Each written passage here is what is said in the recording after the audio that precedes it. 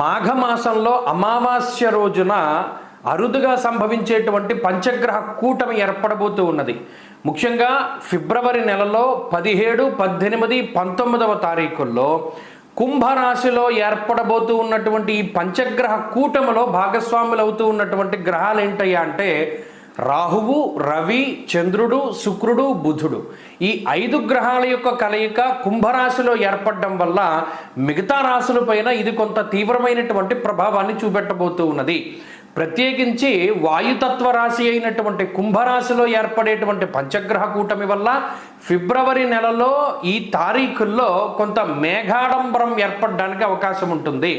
అనగా గాలులు అధికంగా వీస్తూ ఉండడము, చల్లగాలులు వీస్తూ ఉండడము, లేదా వర్షానికి సంబంధించినటువంటి చిన్న చిన్న మేఘాలు లాగా కనిపిస్తూ ఉండడం లాంటివి మొదలుకొని ప్రకృతిలో కొన్ని మార్పులతో పాటుగా ద్వాదశ రాశుల్లో కొన్ని రాశుల వారికి ఇది విశేషమైనటువంటి యోగాదులను ఇవ్వబోతూ ఉన్నది.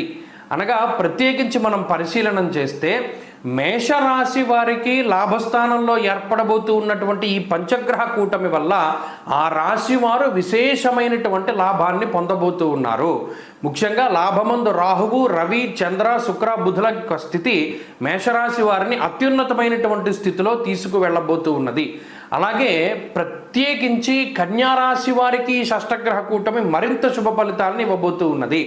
6వ స్థానమందు రవి, చంద్ర, బుధ గ్రహాలతో కూడి ఉన్నటువంటి రాహు యొక్క యుతి చాలా విశేషమైనటువంటి శుభ ఫలితాన్ని ఇస్తుంది.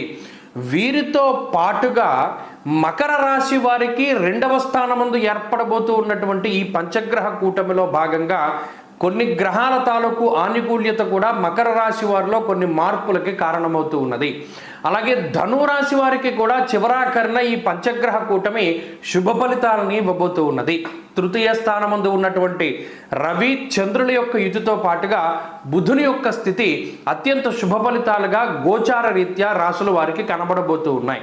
కాబట్టి ఈ ఫిబ్రవరి మాసంలో మాఘమాసంలో అమావాస్య రోజున ఏర్పడబోతూ ఉన్నటువంటి ఈ పంచగ్రహ కూటమి మేషరాశి వారికి, కన్యారాశి వారికి, మకర రాశి వారికి, ధను రాశి వారికి విశేషమైనటువంటి శుభ ఫలితాలని ఇవ్వబోతూ ఉన్నది.